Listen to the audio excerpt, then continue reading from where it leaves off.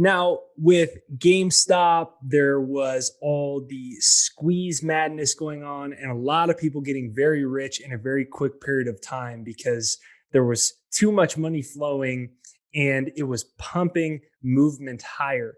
And one of the most amazing things is how under the radar one of those exact opportunities is. We've been pounding the table on uranium. The first time we discussed uranium and investing in nuclear energy, uranium mining stocks was about March or April 2020 when we had Rick Rule come on the show. Since then, many of these stocks are actually up 10x.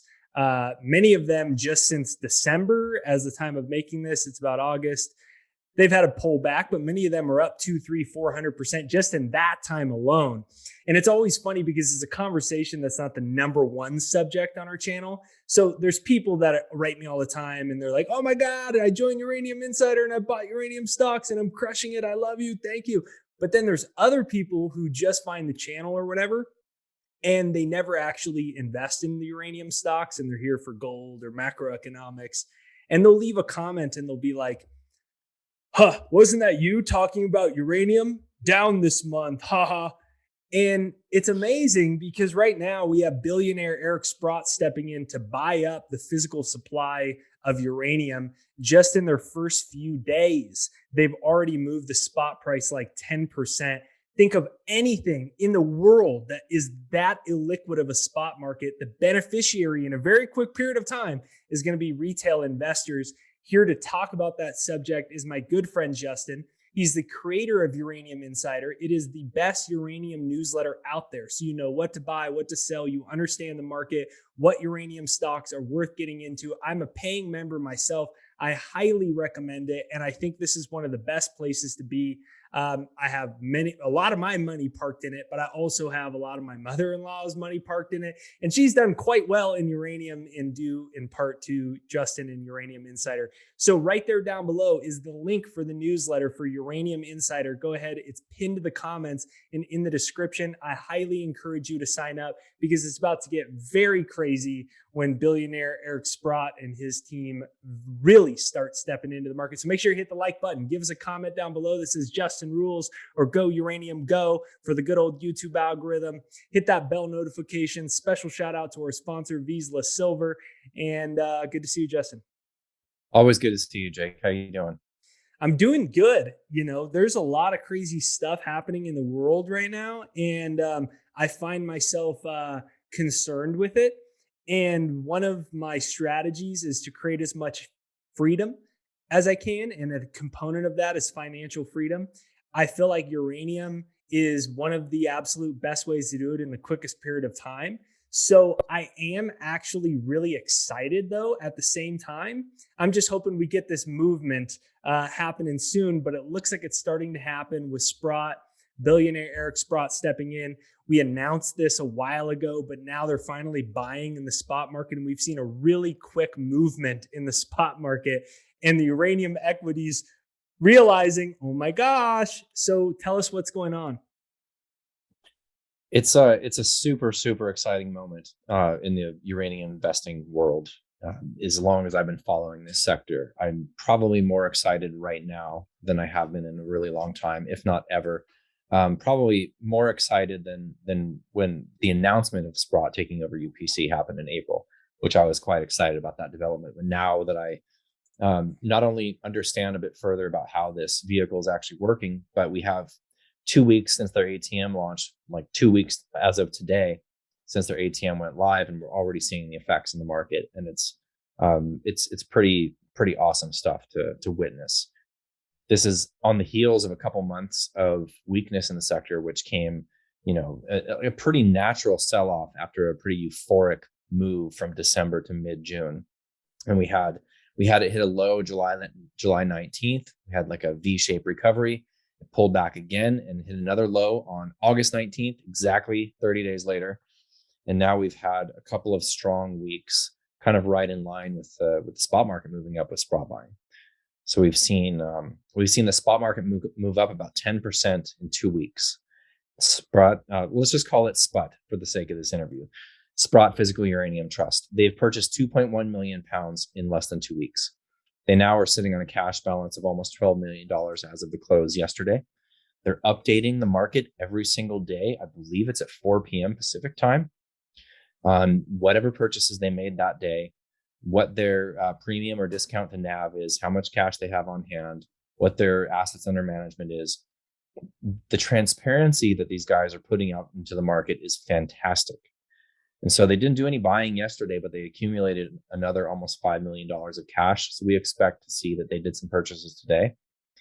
But it's fun because the whole uranium Twitter sphere is following the daily reports from Sprott and how much they bought, almost more than they're following the Numerico daily and intraday updates on the spot price movement. But we've seen a couple of good weeks of the equities coming back. And interestingly, even with all of this happening, I still have a feeling that the sentiment is not far off of the lows. The sentiment really got smacked during the couple of months of correction. We had the equities come down about 25 to 35% from their highs in June. And a lot of people just threw up their hands. A lot of late retail money that bought in June just said, this thesis is broken. Isn't Sprott about to hit hammer into the spot market and things are about to fly and everything is selling down? I'm out. Just bailing in frustration, taking the loss. I actually had communications with a number of people reaching out to me in frustration due to that. And it's like, we continue to communicate with the newsletter. If you're just add in tranches, as we've told you to, now is a tranche, do it. And so a lot of people listened. And of course, the sector rebounded as soon as Sprott came into the market as expected. So we are really, really bullish right now. And I'm loving seeing this sentiment kind of low. And I actually think that these moves that we're seeing in the market right now aren't really coming from retail. I don't think the sentiment is there on the retail front to be moving these stocks. So my feeling is, because we're not seeing big volumes come into URA yet, I think that smart money and institutional money are buying in low volumes on the individual stocks in the open market.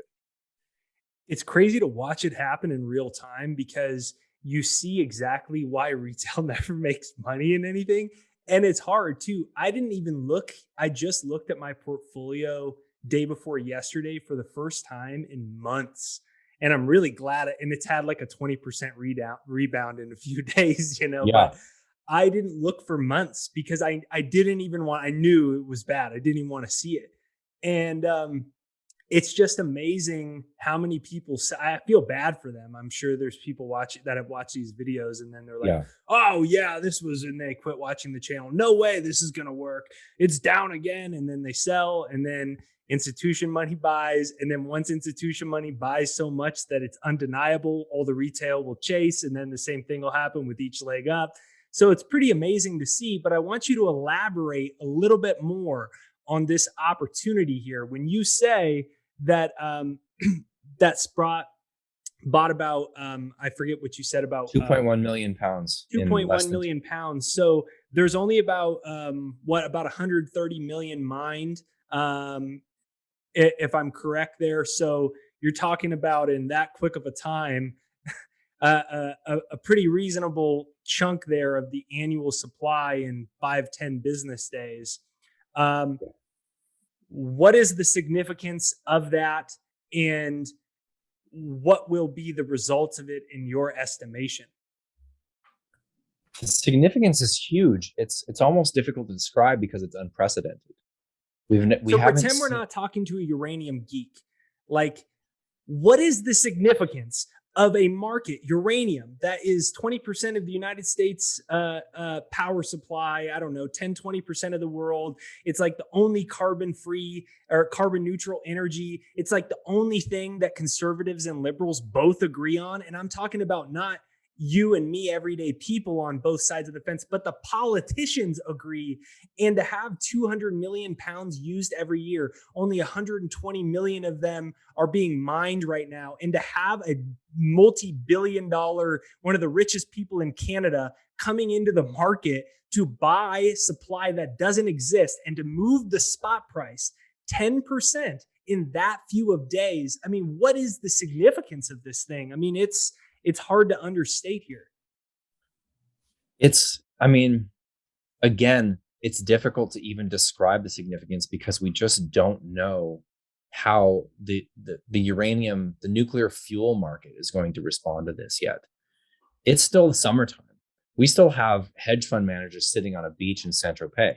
The money that's coming into Sprott right now is coming in not only via the ATM block shares that they're selling, but via the open market as well. And I think that we're going to see another big chunk of money come at this thing after Labor Day, which is 1 week from today. And I'm very curious to see the volumes on these stocks 1 week from today. I think that they're going to be significantly higher. But to put some perspective in, the amount of uranium that Sprott bought in the last 2 weeks is the equivalent of 4 to 5 nuclear reactors running for a year. Wow. It's huge. It's huge. And how many reactors are there in America alone? In America, I believe it's in the high 80s. I don't know the exact number off the top of my head. And they bought about 4 to 5 reactors worth in just about a week or so. Yeah. So at this rate, and look, I don't expect them to keep up this volume week over week. I mean, things will move up and down, but in general, if the money keeps coming into this vehicle, they're going to keep buying. And we expect, obviously, that was the purpose of even creating this vehicle, was to do exactly what they're doing right now, which is to buy physical uranium, squeeze the physical market, move the equities up, everything rises. That's why they worked on this deal for 3 years. So the spot market has between 15 and 20 million pounds a year from primary production coming into it. So that's not to say that there isn't some inventory, some secondary supply that gets sold into the spot market on an annual basis. Of course there is, but it's much smaller in amounts than that. But we've got BHP's Olympic Dam. We have the Uzbeks selling into the spot market. We have Uranium One and Orano from their Kazatomprom offtakes and JVs. Maybe a little bit coming from the Chinese JVs with Kazatomprom. But we have, around 20 million pounds, probably a little bit less, coming into the spot market from production on an annual basis. And at this rate, Sprott is expected to purchase essentially all of the production that comes into the spot market and then some. So that's the perspective. And it's, again, I don't know how the nuclear fuel market's going to react to this. Without naming names, the primary nuclear fuel consultant in their updates that they put out on a weekly basis skimmed over what happened in the spot market last week with the entrance of Sprott, barely a mention. And so I think that they're whistling past the graveyard, and it's a huge development. We're extremely excited, and again, we think that are we at the very bottom? Are we in the bottom, the top of the first inning? No, we're in inning 2, maybe 3, but the real parabolic moves come in the 6th, 7th, 8th, 9th innings. And because of the way that this vehicle has come into the market and what they're doing and what they intend to do, we think that this market can go far beyond the valuations that make any sort of logical sense. And we're along for the ride. Yeah, I'm such a loser for not understanding how good this was back in March 2020. I mean, I bought, but if I really understood, I mean, man, you could have got really rich just in the last 18 months, Well, I don't think anybody knew Sprott was coming besides Sprott. I know, huh? At that point. Yeah. And so that's why we talk about uranium. I want to help you listening to this because I think it's an incredible opportunity. And I also, I just basically on this show document what I think is great for myself because I'm using this as, one of my primary rocket jets to blast out of this rat race. And this is a great opportunity, I think, for asymmetrical returns and financial independence. And so for those that are interested, I at least suggest you start by getting Uranium Insider and joining and just looking through this, connect the dots on your own. We're not even telling you what to believe. Just look, it's so obvious where this is going. Think of one other market in the world that's this illiquid and has this much money. There's going to be more money coming into it than there is going to be able to buy the monthly mine supply of the product. There's nothing else like that in the world. So right there down below is the link to Uranium Insider. I'm a paying new member. It's right there down below. So, Justin, how much movement do you think? How does this affect your view on the timeline? Right? I mean, when's $100 uranium coming, Justin? That's a really good question. I try to be conservative with my price targets, but this is kind of blowing all conservatism out of the water because I just have no idea how high it can go. And I don't think anybody does.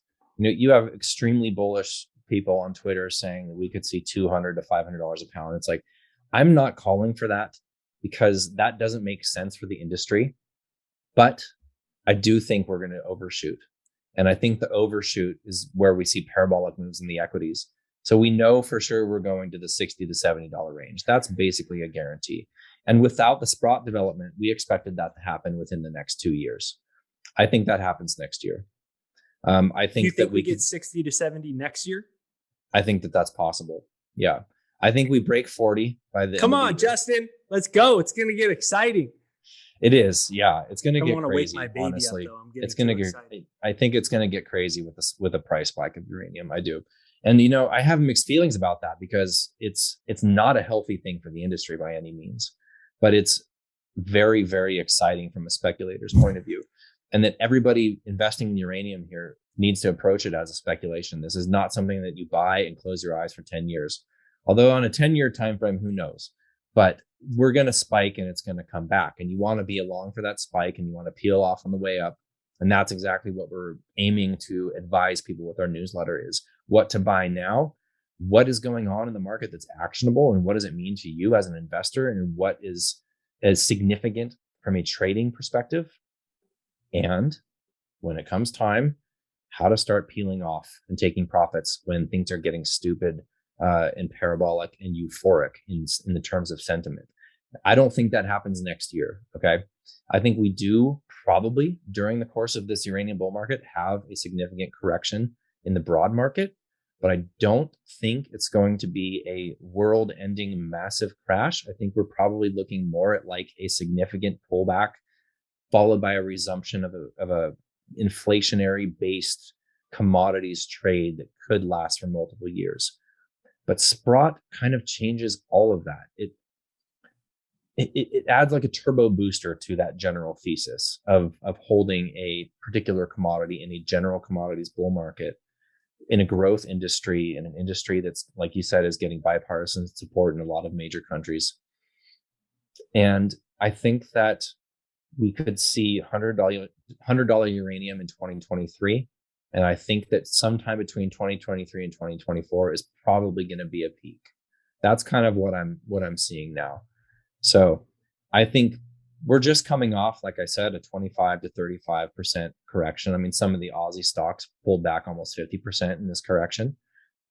We're just bouncing off of that. And we're seeing, this is not a theory anymore. This is not, oh my gosh, Sprott's coming in. They're going to take over UPC and everything's going to fly, followed by a couple months of correction and people doubting. Now we're actually seeing it is happening. It's happening before our eyes on a daily basis, and they're updating the market with great transparency. And I think that this has the potential to see multiples on the large caps in the uranium equities within a 2-year time frame. I mean, if we're talking 2 to 3, maybe 4 years, we could see the large caps do like a 3 to 5x. We could see the juniors go much more than that if this pans out in the way that we're betting that it will. Yeah, by then I'm going to be on my off the grid sustainable beach ranch property, and everyone's going to be invited to that. So now, Nice. how would the New York Stock Exchange listing affect? We're starting to obviously see, 10% is a decent move in a year. It's not nothing to be mad about, and to have it that quickly in whatever that is, 10 business days. And the New York Stock Exchange isn't up there. So for someone like me, I'm like, okay, so break this down in the simplest way possible so I understand this. Sprott is going to have SPUT, which is going to be where they're going to be buying all this uranium. They're going to be also listed on the New York Stock Exchange, which has an incredible amount of money being flown into it. And there's going to be a lot of big money that's going to be able to flow into it. So you get at access to another aspect of a revolving door, how big could that be? When might we expect that to happen? And what would be the effects if we're already seeing a 10% move? I mean, have you done any type of projections in your head on what this could add and when it might begin to be accomplished? The New York Stock Exchange listing would basically be just like gasoline on the fire.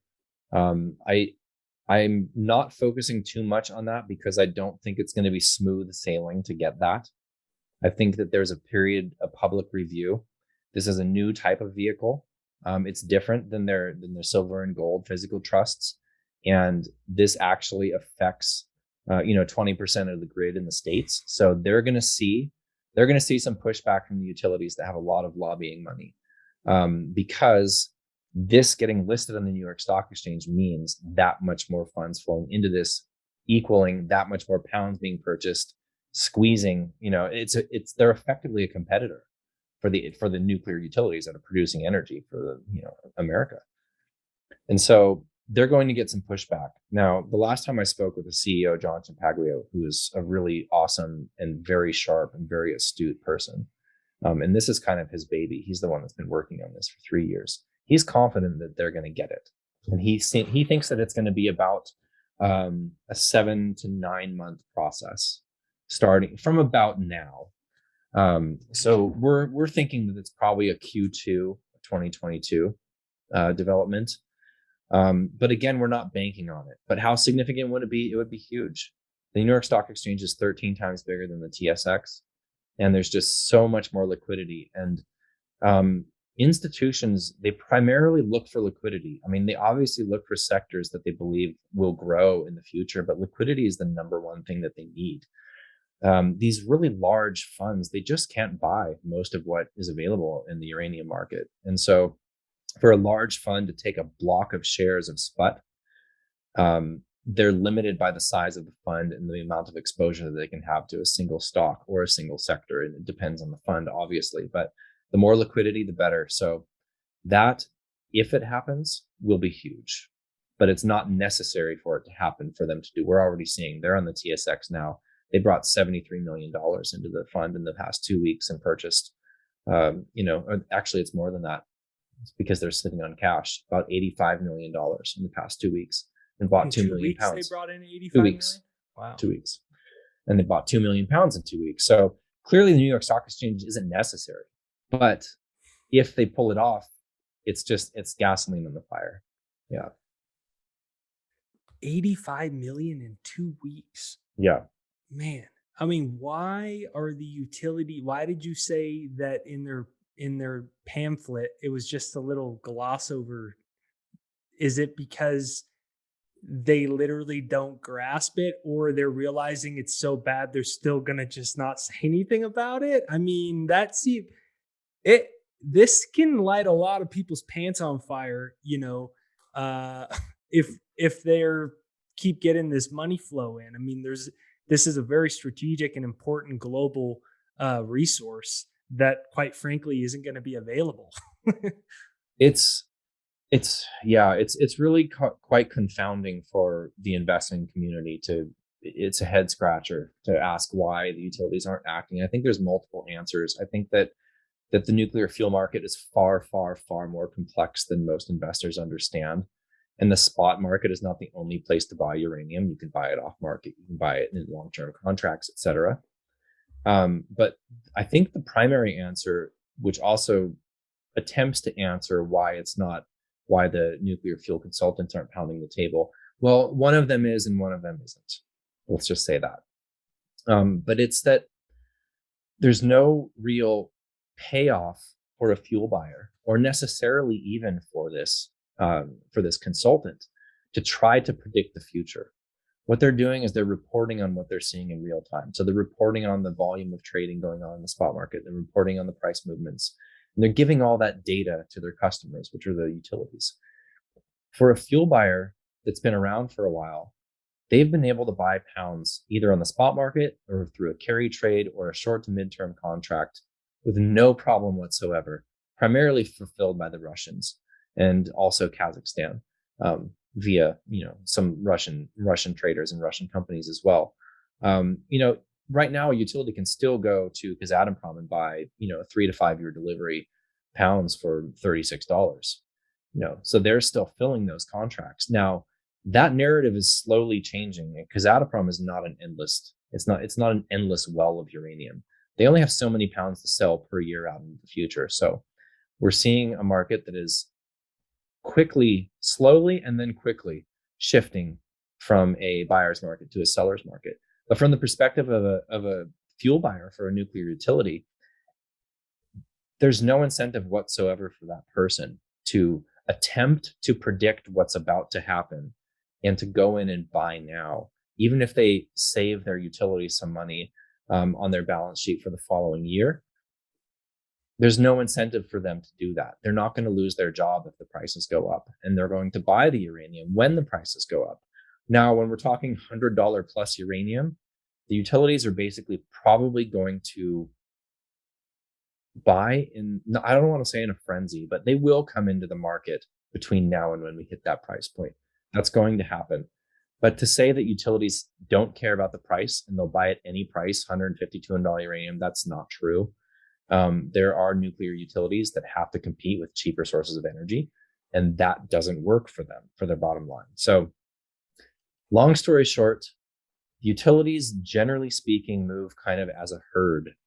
And we believe that when some of the larger utilities in the US sign long-term contracts for prices in the 40s, and or we see the spot market spike and continue on this trajectory it's going now, and we break $40, and the spot market price reaches above the term market price, I think that's going to be a big signal for the utilities, because a lot of the utility fuel buyers remember the last market. Some of them paid more than $100 for uranium, and they will never live it down. And so now they see that the spot market is starting to tick up. They're not acting yet, but we think that they will once we have that spot market price likely breach the term market price, and or some larger utilities come into the space signing long-term contracts. Both of those things we believe are going to happen. You fuel buyers better get ready. Eric Sprott's coming for you. That's the message. So let's kind of wrap up here. Many of the uranium stocks have moved a lot. Obviously, pull back recently. They're moving again. Is there still some 10-bagger potential in junior miners, or are we just are we kind of past that? We still got No, 10-baggers? absolutely. I'm betting on it. I see plenty of 10-baggers out there for sure. Yeah, I think this market's going to go to levels that don't make sense. Basically, I mean, you have a stock that's basically valueless, like AMC right now. Their business has been absolutely destroyed. And what did the valuation get up to? I think it got greater than the entire market cap of the uranium sector. I'm pretty sure it did. It got up into the tens of billions. I don't have the number off the top of my head, but we're now in a time in the investing world where it's all about money flow. True value investing largely has gone out the window. If you invested in tankers in 2020 and 2019, then you know what I'm talking about. The setup was brilliant. The costs for shipping were going through the roof, and the stocks just didn't follow suit when they absolutely should have. Look at the gold miners right now. Look at the large cap gold miners that are printing cash and they can't catch a bid. Value investing, in my opinion, well, first of all, I'm doing it right now via uranium, but the valuations, you can't justify the valuations based on cash flow, doing some cash flow multiple or some forward cash flow analysis. And that's a place to start, I think. But we're going to see stupid valuations in the uranium sector when the money really starts flowing in. And we are in the very, very early stages of that. We're still less than $30 billion right now for the total market cap of the entire sector of uranium for publicly traded companies. And that's going to go into the hundreds of billions. So yes, we will see multiple 10x's from here. So let's wrap up with why should someone join Uranium Insider? Obviously, compelling conversation, a lot of very interesting things arising. It looks opportunistic. Some people are pouncing on it. Some are a little unsure. I said, I'm a paying member of Uranium Insider. even if you're unsure, I recommend you just join Uranium Insider, connect a few more dots for yourself in this uranium and nuclear thesis. Take a look at some of the opportunities out there. Go look at some of the old charts to see what happened during the last market.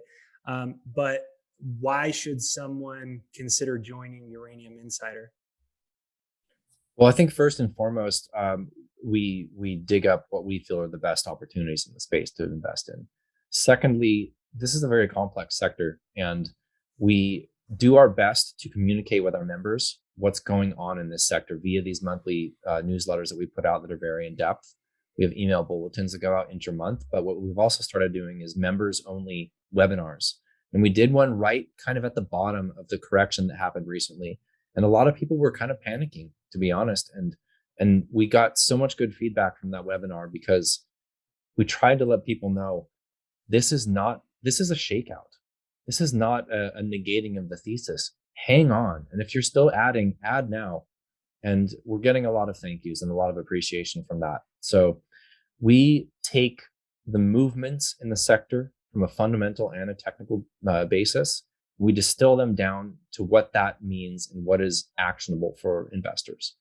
Um, we're a good sidekick to have if you're invested in uranium. It's a small price to pay if you have a decent amount of money invested in this space to keep abreast of what's going on and to stay on top of the movements. And if anything, I think that we do a really good job at maintaining communication with members and keeping them in the trade, because it is going to shake people out if you're not fully understanding the thesis and solid in that. And I think that's one of my strengths as an investor is calmness in the face of volatility.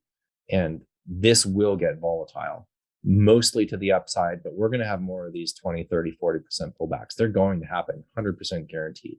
So to the extent that that freaks you out and you want to hear from somebody that's still holding or is buying on these dips, I think that $400 for the year, which is what we charge, is a small price to pay to have some peace of mind to stay in and to ride this out, because it's going to get wild. And we're unbelievably bullish right now. My business partner who took part in the webinar, he's a long-term experienced hedge fund manager, retired hedge fund manager in the precious metal space. He's twice as bullish as I am. And so we get on the phone and he's just talking my ear off on how he's been invested in resource stocks for 35 years. And he's like, I have never seen something like this. I can't believe that Sprott is here buying pounds and they're telling the market what they're doing on a daily basis. I mean, he's almost at a loss for words, and I'm right there with him. So it's been a great opportunity to be able to speak with you frequently and have a lot of your listeners join, and happy to have them on board. And it's about to get fun. So looking forward to having some more on board. Yeah, that's my sentiment. And for anyone listening that hasn't yet, I am a paying member. I do suggest, from the bottom of my heart, that you join Uranium Insider. The link is in the comments, pinned to the top comment, and it's in the description. You can just hit that link and head over there. It really is an incredible opportunity. I'm sure it was incredibly valuable during the volatile bumps as well. I myself was pretty much 100% position. So that's why I didn't watch my portfolio, but I manage my mother-in-law's, and she's done exceptionally well, especially buying on this pullback. Nice. And Uranium Insider has been important for that. And so I want to thank you for coming on. Thank you to those watching this video. Hit the like button on this. Give us a comment down below that says Go Uranium Go or Justin Rules. Right there down below is a link to join Uranium Insider in the description and pinned to the comments. If there's any important questions you think I missed, Justin comes on pretty regularly.